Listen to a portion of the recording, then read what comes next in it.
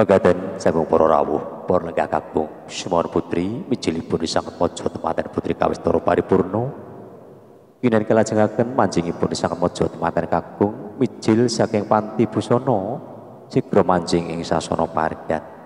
Manjingipun sanget mojo tematen kakung daya kapiwada ungling ladrang slamet.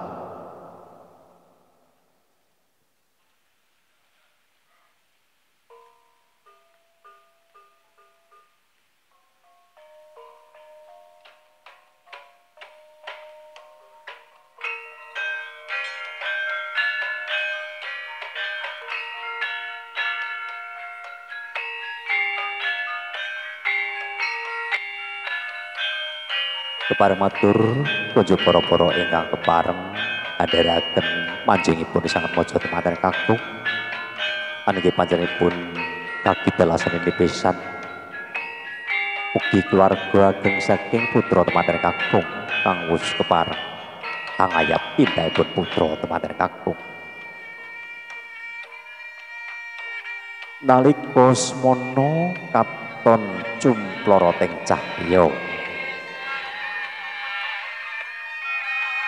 Jumploroting cahya anenggih jumplorot cahya cahyaning putra temanten kakung ya bagus danang.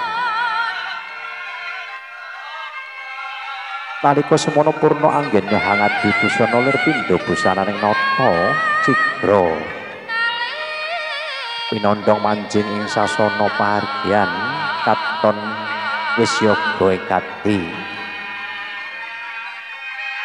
Manjingipun sanget mojo temanten kakung kabiwada bobot alasanipun kang wis angayap pindhaira katon lumampah sapecak nolat nganan satindak katon nolat ngering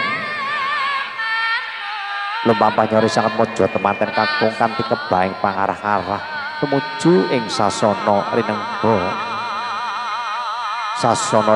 ya sasana pahargyan. Nalika semana katon endah edine busana kang wis pinulas karepatisaken saking sanggar ayu kang wis kuncara.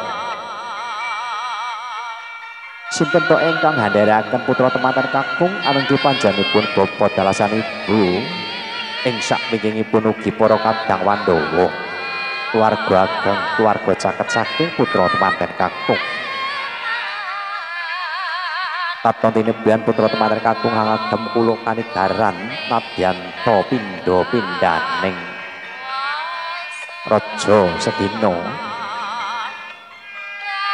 Nalika semana manjing ukiane kang tinuju sigra sanget mojo temanten kakung kandhet tindhaira wonten madyaning pahargyan. Samekta kepareng hangadane adat Idi Widana lung tinampen utawi atur pasrah liwat atur panampen.